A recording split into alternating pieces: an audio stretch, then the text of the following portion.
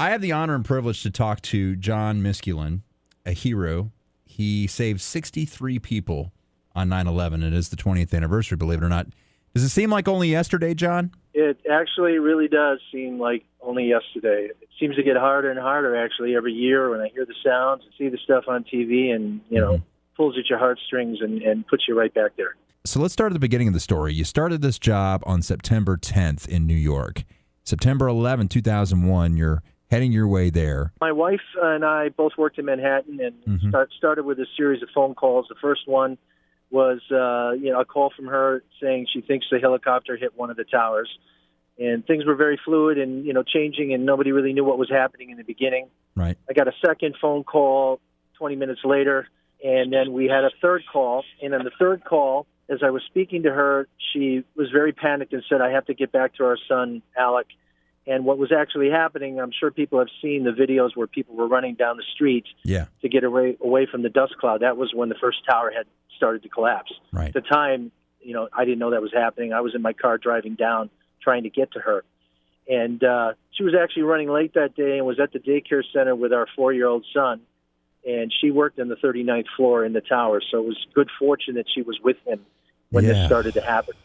So as I'm driving down to get to her, not really knowing if we were going to meet somewhere or if she was still at the daycare center, there were so many people walking up, to get away from South Manhattan. I put my car into a parking garage. I looked to my left across 6 lanes of highway looking for her and the stroller and my son, not knowing if she had left the daycare center or if she was still there. And I looked up at the standing tower that was still there, and I saw the top shift, and I heard each floor clap as the tower collapsed. And I can tell you, at that point, I had a panic attack. Yeah. I thought my wife and son were dead. I was pacing back and forth. Everybody was passing me, different levels of humanity and crying and powder and, soot all over them. And some were school children. And it was just a devastating scene. And at that point, I heard a voice in my head say, go. Yeah. Plain as simple as that. Right. So I bolted past the line and I made a right and I came around the west side of the towers, the base of the towers. The dust that you saw on the ground after it all settled was coming down. And I'm from Wisconsin originally, and your mind plays tricks on you. And I thought, this looks like a Wisconsin snowstorm. It was coming down. There were papers that were, shifting left and right as they were coming down. I got to the base of the towers, and I came upon a fireman on all fours. I can't tell you his name. I helped him up. He was Irish. I could hear that. I could hear an Irish brogue. He had a beard, and I said to him, can you believe this? Have you ever seen anything like this in your life? Who do you think is in charge? And he looked around left and right, and in that moment, he said to me, I think I am now. And he said, those are all my buddies. Yeah. And they, what we heard, what I later discovered, the firemen wear these locator beacons on their uniforms, and if they're motionless for, 30 seconds, these beacons go off. And that's what we were hearing. We were hearing 363 of those in the pile. And I looked at him and I said, I will be back. I said, I promise you I'll be back. And I went another maybe half a block to the daycare center, and I pounded on the door, and nobody answered. And I pounded again, nobody answered. I rang the bell, and finally somebody came. And I said, are my wife and son here? And the girl said, yes, they're here. We're all in the back. Oh, wow. So apparently what happened when the building fell, the dust cloud enveloped the building, everything went black, power went out. And now instead of just 17 kids aged, 6 months to 4.5 years old, there were now 63 people there. There was a woman who was pregnant. I had a gentleman with a broken arm. So I walked in, I hugged my wife, I hugged my son, and I immediately turned to the director of the daycare center and I said, what's your plan for evacuation? And she said, well, I don't have one. I said, well, you do now, because I'm taking my wife and son out of here, and I'm taking everybody else. I want you to take these towels, cut them up, make sure they're wet, We're going to hold them over our mouths. We're going to use them as a filter. I said, and I need water. Do you have any water? And she gave me a gallon of water, and I said, I'll be back. So I went back outside to the fireman, and when I went back to him, I looked at his face, and he was in tears, and the tears were running down his face and taking away the powder, and it was just like rivers on his face. And I helped, wash the rest of it off with this water. And as I'm there working with him, in came a New York City bus. And on that bus were fresh fire recruits from Brooklyn. So the bus opens, they get off, and the bus starts driving. So I start pounding on the window. I'm like, wait, where are you going? He's like, I have strict orders to go back to pick up more firemen. And I said, well, wait a minute. You have to drive out of here.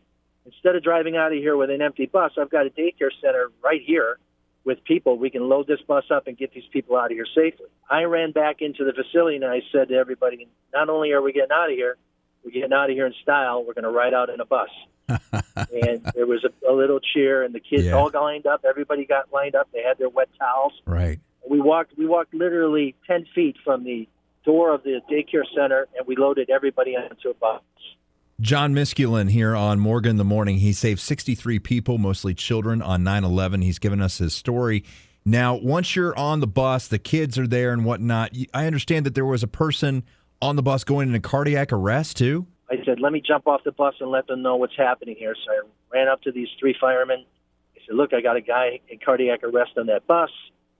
He directed those 2 firemen to get him off. They got that gentleman off on the side of the bus.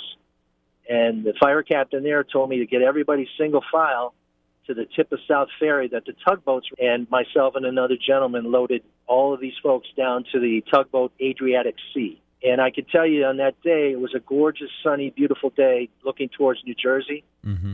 And when you looked over your shoulder, it was like Dante's Inferno. It was just, you wanted to just get away. I mean, just a Hollywood movie right here altogether.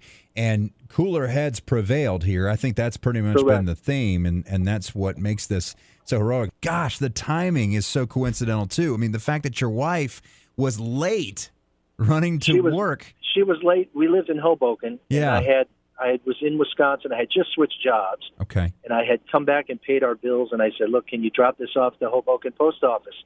And she looked at me on the way out, and she said, well, that's going to make me late. And I'm like, well, if you went into the World Trade Center and mailed things through their system, it could take a day or so to everything to get out, So because of that move, and there are so many stories like that with people. Yeah. She was actually with our son at the time instead of in an elevator bank or in her office. And once everyone was safely there, you actually went back. You're a caterer full-time, and so you helped prepare food for those heroes working on Ground Zero, the firefighters, police officers, ambulance, rescue squad. And then you also saw people looking for their loved ones, right? They were carrying those pictures with a picture of their loved ones. And, I look back on that, and I know what that felt like for 35 or 40 minutes where I couldn't catch my breath. Mm-hmm. You just couldn't take a deep breath for me until I saw my wife and son. And, I fed 15,000 people a day, breakfast, lunch, and dinner, and I was mixing with people from the FBI and the FEMA and, the different task forces and the Red Cross. And we would talk, you're sitting down eating. They all got to know that I was the guy bringing the food, and it got very communal, and people were telling their stories. And my story traveled quickly, had a happy ending. And then I got approached from the Red Cross to say, look, we'd like to honor you with representing one of the 10 courageous Americans in 9/11. And, obviously it was a great honor, and I was excited about it. I think it's important that people remember that we came together as Americans after 9/11, and there's a lesson to be learned there. And we came together. We're stronger together than we are divided. So hopefully, on the 20th anniversary, people remember that. John Miskulin on Morgan in the Morning. Thank you so much for your time. I know that's hard to relive everything, but man, what a story. Saving 63 people on 9/11, named one of 10 courageous heroes from the American Red Cross. John, I appreciate you so much, and God bless. You bet. God bless.